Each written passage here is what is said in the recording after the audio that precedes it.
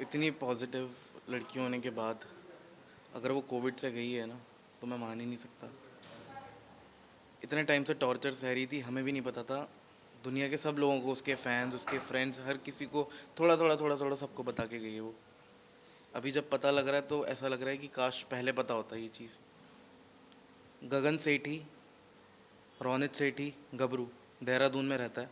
पूरा एड्रेस है मेरा उसके पास। अपने आप को वो बताता है कि मैं बहुत बड़ा क्रिमिनल हूँ, मेरे पास गन है, मेरे पास ये है, मैं तेरे भाई को मरवा दूंगा, मैं तेरे को मार दूंगा जान से। उसने बेल्टों से मारा, धमकी देता है दिल्ली आके तेरे भाई को मरवा दूंगा, तुझे पता नहीं चलेगा।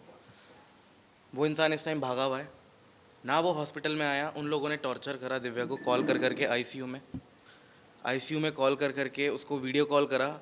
उसके यहाँ पे पंप लगा हुआ था, 100% पंप, कि वो बोल नहीं सकती थी। पंप उसको फोर्स कर रहा था ऑक्सीजन लेने के लिए, और वो वीडियो बना के आईजीटीवी पे डाल रहा है।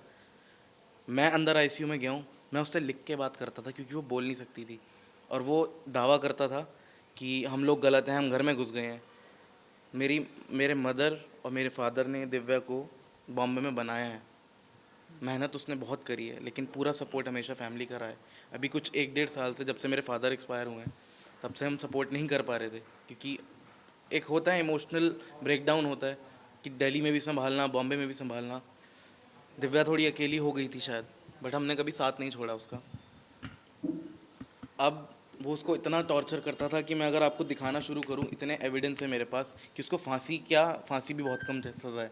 ऑलरेडी उसके इतने केस चल रहे हैं, बेल पे आउट है, तो भी बंदे में इतना दम है कि वो ऐसा क्राइम कर रहा है। और बॉम्बे पुलिस के मैं गया एफआईआर लिखवाने, उन्होंने बोला कि कोविड से डेथ हो गई है आपकी सिस्टर की, तो हम एफआईआर नहीं कर सकते।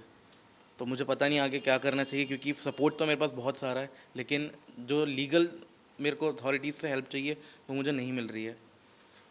बस मेरे को यही है कि मेरे को जस्टिस चाहिए, और गगन सेठी मेरे को मेरे सामने चाहिए, और मैं देखूंगा कितना बड़ा गुंडा है वो। मैं देखना चाहता हूँ कितनी गन्स हैं उसके पास और कितना बड़ा क्रिमिनल है। दिव्या को मारता था वो यहाँ पे ये पैचेस। मैं आईसीयू में गया हूँ, उसके पैरों पे भी पैचेस। वो देहरादून गई है शादी होने के बाद, और उसके बाद वहाँ पे मेरे को पता लगा, आज पता लग रहा है मुझे, कि वहाँ पे उसको नौकरानी बना के रखते थे। उसको उसकी सास ने भी मारा है, उससे गोल्ड लिया है, सब चीज़ें ली हैं। मतलब मैं बता नहीं सकता।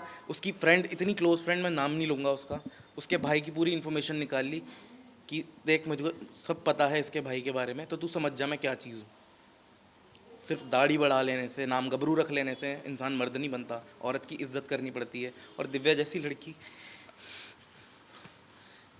इतनी शरीफ, इतनी भोली, कि पूरी इंडस्ट्री जानती है उसको, वो उसको टॉर्चर करता रहा। इतनी सहमी हुई, डरी हुई, कि उसको ये डर लगता था कि मेरे पापा चले गए, मेरे भाई को कुछ ना हो जाए, मेरी मम्मी को कुछ ना हो जाए। इतना नाम उसका 10-11 साल से उसने जो लगातार शोज किए हैं ना, वो खुद से सब मेहनत करने के बाद यहाँ पहुँची है। एक अकाउंट वेरीफाई करने के लिए उस आदमी ने शादी करी उससे। मुझे नहीं पता किसने हेल्प करी उसकी, टाइम्स ऑफ इंडिया कौन है मुझे नहीं पता, लेकिन मैं खुलेआम उसको बोलता हूँ कि भाई तू, अगर तेरे में दम है ना गबरू सेठी, तो तू आजा सामने और तब बात करियो। अगर पुलिस नहीं मानती तो हम बात करते हैं, कोई बात नहीं। एक बार फ़ोन नहीं आया उस आदमी का। मैं आपको दिखाना शुरू करूँगा ना, तो आप हैरान रह जाएंगे कि वो मारता कैसे था। अभी तक मैंने कुछ आउट नहीं किया है। पहली चीज़ पहली चीज़ ये, जो मेरी बहन ने लेटर लिखा, ठीक 7 नवंबर 2020 को उसने लेटर लिखा।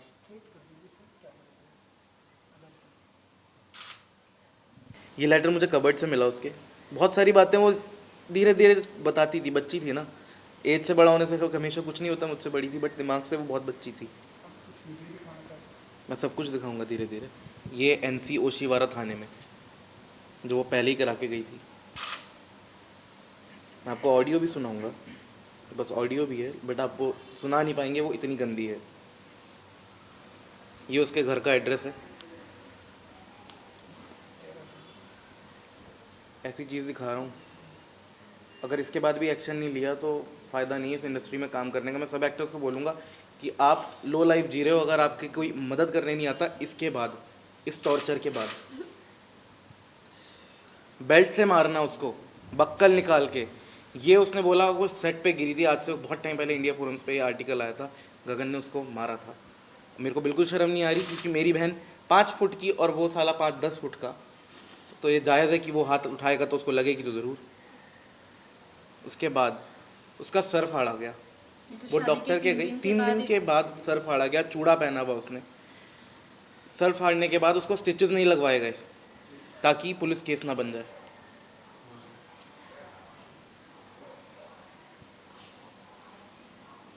लोगों को बताती रही वो कि मेरे को, हमें नहीं बताया क्योंकि हम शायद कमज़ोर पड़ जाते और यहाँ आके एक्शन ले लेते कुछ। वो लोगों को चैट देती थी, लिखती थी उनको कि मैं बहुत तकलीफ़ में हूँ।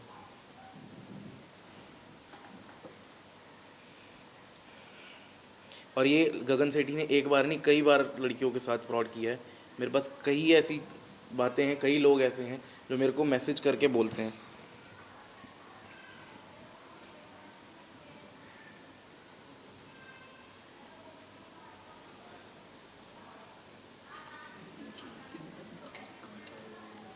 मैं आपको रिकॉर्डिंग सुनना चाहेंगे अगर आप, तो मैं ज़रूर सुनाऊंगा आपको, ताकि आप, लोग मेरे से सवाल कर रहे हैं सोशल हैंडल्स पे कि आप लोग पहले कहाँ थे, अगर ऐसा था तो उन्होंने शादी क्यों की। कभी कभी क्या होता है, आदमी कमज़ोर इतना पड़ जाता है ना कि उसको समझ नहीं आता वो क्या करे। मैं आपको रिकॉर्डिंग सुनाता हूँ।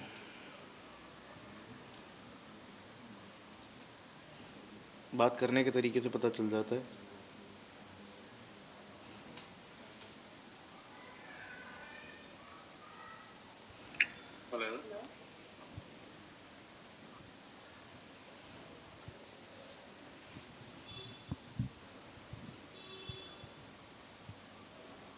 नैना है आपके पास? हाँ वही है। ये तो बहुत गलत है, ये सुना नहीं पाऊंगा शायद मैं। सुनाएंगे तो कोई सुन भी नहीं पाएगा। आपको ये बीप मुझे डालनी गालियाँ पड़ेगी दी इसमें। जा रही हैं। आप बोलते हैं तो मैं प्ले कर देता हूँ, चाहते हैं प्ले करूँ मैं? काफ़ी बीप डालनी पड़ जाएंगी आपको। सब गाली मुझे दी। कोई दिक्कत नहीं है, मेरे को कोई दिक्कत नहीं है। आप लोग कंफर्टेबल हैं, आप, ये आपके लिए है। आप रिपोर्टर्स हैं, आपको पता होना चाहिए किस लेवल का ये चीज़ हुई है यहाँ पे। अब सुशांत का जब केस हुआ था वहाँ पे कोई एविडेंस नहीं था, कोई गवाह नहीं था बोलने वाला। यहाँ पूरी दुनिया गवाह है। मेरा इंस्टाग्राम, दिनों से बात मतलब मैं यूज़ नहीं करता था और आज मेरा इंस्टाग्राम भरा हुआ है दिव्या के लिए। सब बोल रहे हैं कि हमें सब कुछ पता है, दिव्या दीदी हमसे शेयर करती थी, उसके फैंस, उसके जितने भी लोग थे आसपास के, सिर्फ हमें नहीं बताया क्योंकि हमें दर्द होता शायद। बस मैं इतना कहना चाहूँगी कि मुझे अपनी बेटी के लिए इंसाफ चाहिए। कोई बीमारी से नहीं, वो सदमे से गई है। जो उसको टॉर्चर किया गया है वो उससे गई है। मुझे अपनी बेटी के लिए इंसाफ चाहिए बस। ये उसने स्क्रीनशॉट हैं ये कुछ, उसने जिसमें लिखा हुआ है। हाँ,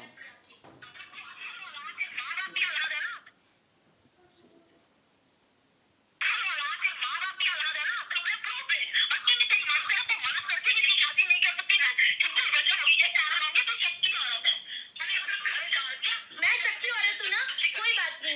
मैं काम करती हूँ। मैं शक्की औरत हूँ ना, कोई बात नहीं मम्मी जी, कोई बात नहीं। मैं शक्की औरत, आज आप मुझे आप बोल रहे हो ना, कोई बात नहीं, कोई बात नहीं। ये अगर अगर गलत निकले, ठीक है, कोई बात नहीं मम्मी जी। मैं आपके आपको सही बात है क्योंकि मैं गलत हुई नहीं कहीं भी। वो प्रूफ करने के लिए अपने आप को उसके, वो लोग उसको ब्लेम करते थे क्योंकि वो इंडस्ट्री से बिलोंग करती है, जबकि पूरी इंडस्ट्री जानती है कि दिव्या। से मारते हैं, ये मारते हैं, सब करते हैं, गालियां दे। दोबारा से play करो।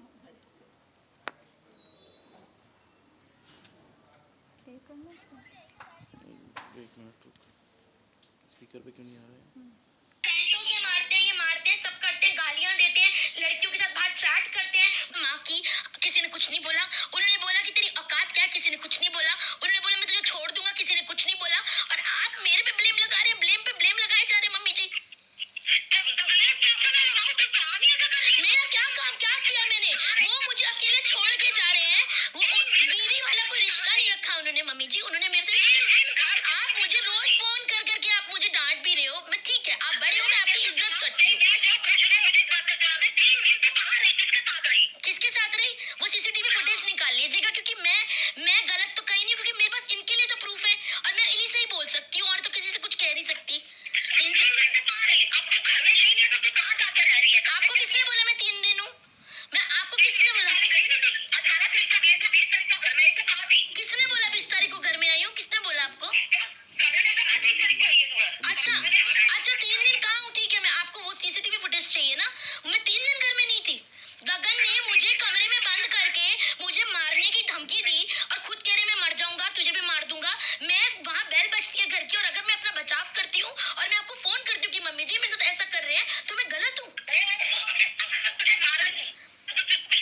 मेरे को मारा नहीं, आपने देखा था। जब आप मेरी बात पे यकीन नहीं कर रहे तो मम्मी जी आप मेरी बात पे यकीन, आप मम्मी जी आप क्या बात,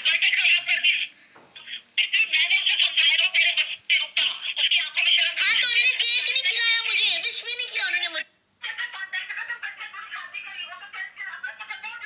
किसने एक रिकॉर्डिंग इतनी गलत है सुना नहीं सकते हैं। और बहुत सारी रिकॉर्ड्स हैं जिसमें कि जूते चप्पल से मारा, बेल्ट से मारा। और दिव्या ने कभी हमें नहीं बताया कि मम्मी परेशान होंगी क्योंकि अभी पापा गए हैं तो मम्मी को बहुत दुख होगा कि उसने अपनी मर्जी से शादी करी। आज हमें पता चला कि शादी भी ज़बरदस्ती धमकी देके कि तेरे भाई को मरवा दूंगा तब शादी करी है उससे, सिर्फ वेरीफाई काउंट करने के लिए। इतना डरती थी उससे वो, हमने कई बार हेल्प करने की भी सोची उसकी, थोड़ा सा सेंटर में आइएगा। हमने कई बार हेल्प करने की भी सोची। जैसे मैंने कई बार उसको फ़ोन किया कि मैं दिव्या कहाँ है, मैं आता हूँ।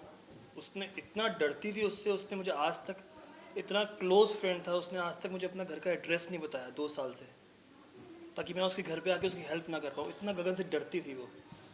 मम्मी पापा नहीं आ पाए, ना चिंटू आ पाया घर पे, इतना डरा के रखा था उसने उसको। वो घर जो मैंने बनाया, दिव्या को सेटल किया, मेरा बेटा मुंबई आया ऑफिस के काम से, गगन ने कह दिया वो घर में नहीं आएगा। मेरा बेटा 10 दिन होटल में ठहरा, दिव्या रोती रही, इससे होटल में मिलने जाती थी, लेकिन उसने उसको घर में नहीं आने दिया गगन ने।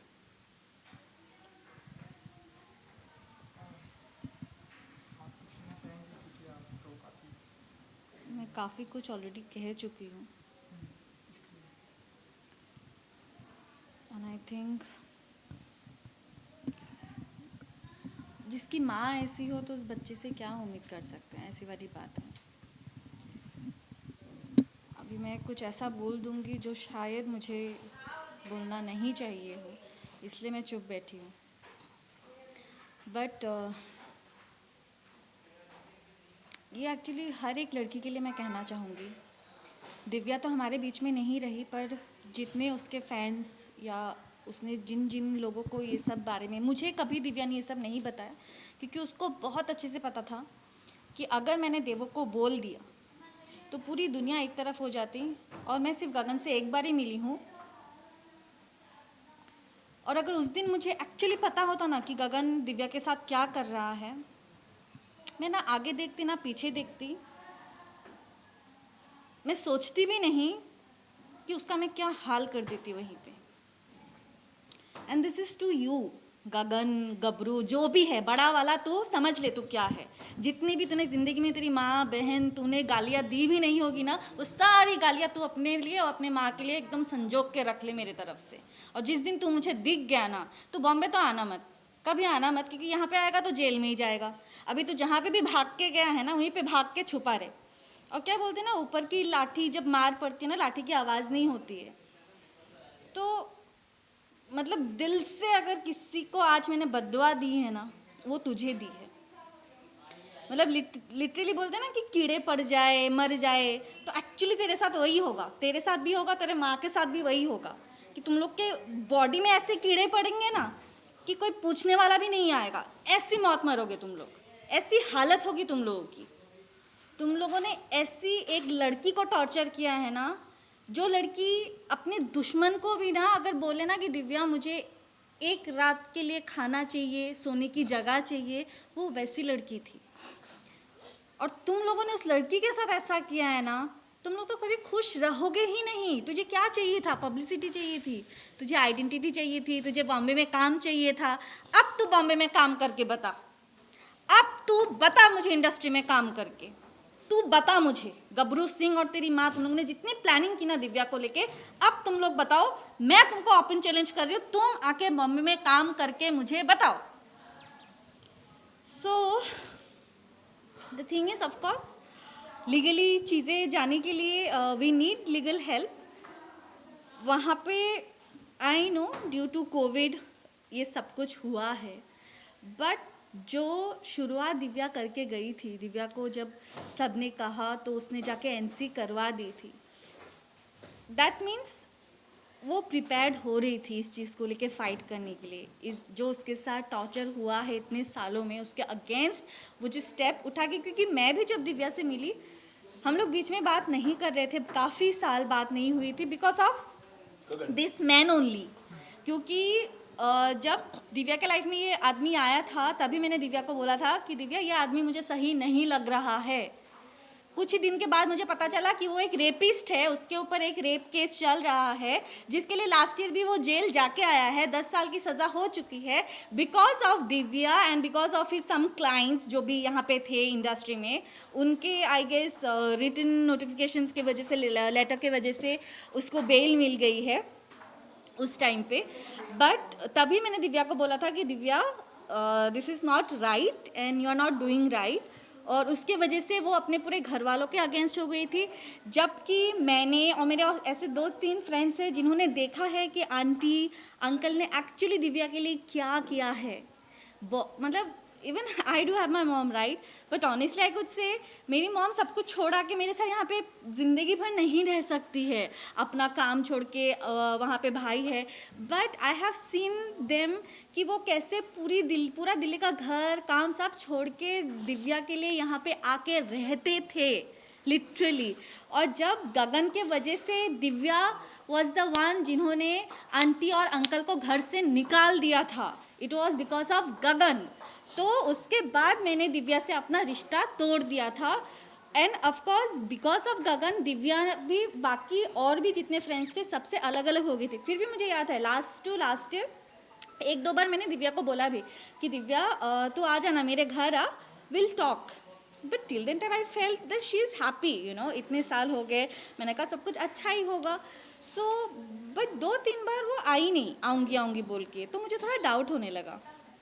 उसके बाद जब उसकी शादी हो गई तो मुझे कहीं ना कहीं लगा maybe I was wrong, the guy is good और सब कुछ ठीक है, अगर शादी कर लिए देन इट इज़ फाइन। वरना तो मुझे पहले दिन से पता था 1 नंबर का लुच्छा लफंगा है, उसको सिर्फ यूज़ करने के लिए वो आया है बॉम्बे। ये मुझे पहले डे 1 से, जब से वो फ़ोन पे बात करती थी, मुझे तब से पता था। बट उसने किसी की सुनी नहीं उस टाइम पे। एंड देन सडनली अभी 2 महीने पहले जब मैं उससे मिली, मैं खुद गई उसके घर गई मिलने के लिए and Gagan was also there. तो वो अंदर ही रहता था, बैठा रहता था, ना दिव्या से कोई लेना देना ना बात करता था। And I was like, Divya को मैंने पूछा सब ठीक है ना, क्या हो गया? Then she started telling me कि ऐसा हुआ वैसा हुआ, ये हुआ वो हुआ। बट ये मारपीट वाली चैप्टर तभी भी उसने मुझे नहीं बताई। देन फिर उसने मुझे बोला कि हम दोनों का डिवोर्स होने वाला है, उसको डिवोर्स चाहिए। मैंने कहा अच्छा। But she pretended as if like she is very strong now. और दोस्त ने मुझे बोला कि देवो तू जैसा मुझे चाहती थी ना मैं बन जाऊँ, मैं वैसे ही बन गई हूँ। अभी हम सोलो ट्रिप्स करेंगे, हम घूमेंगे, एंजॉय करेंगे, इनके पीछे अभी हम रोएंगे नहीं। मैंने कहा ओके वेरी गुड। तो कुछ दिन के बाद गगन चला गया देहरादून, जहाँ पे भी घर है। अभी देहरादून गया है, कहाँ गया है मुझे नहीं पता। वो दिव्या को बोल के गया कि वो जा रहा है। उसके पहले भी बीच में उसकी मारपीट वगैरह हुई है। तो मैंने दिव्या को तभी बोला कि दिव्या तू NC करवा दे, तू कंप्लेन क्यों नहीं करती है, FIR क्यों नहीं करती है? शी वॉज लाइक मैं करूँगी।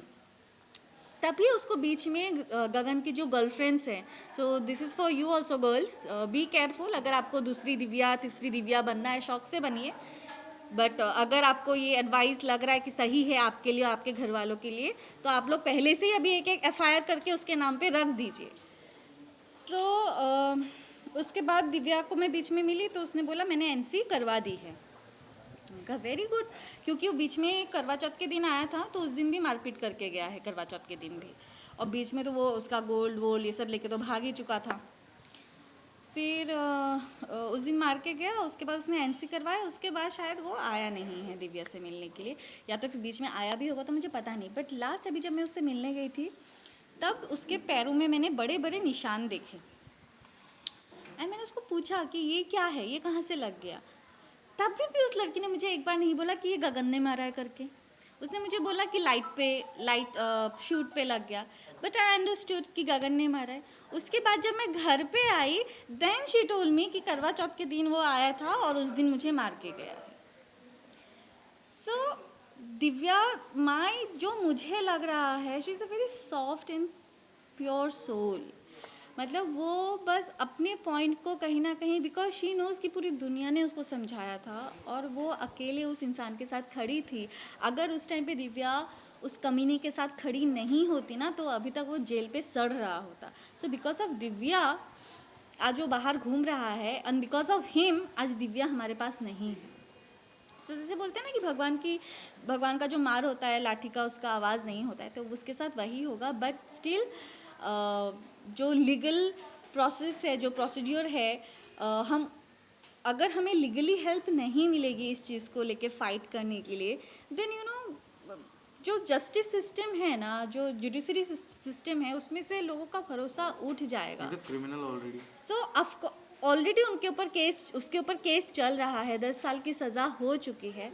एंड आफ्टर दैट ऑल्सो अगर उसके अभी हम ऐसा नहीं है कि कुछ हम लोग खुद से बना के या कुछ, every evidence we have, every proof we have, you can google it, you know everything we have.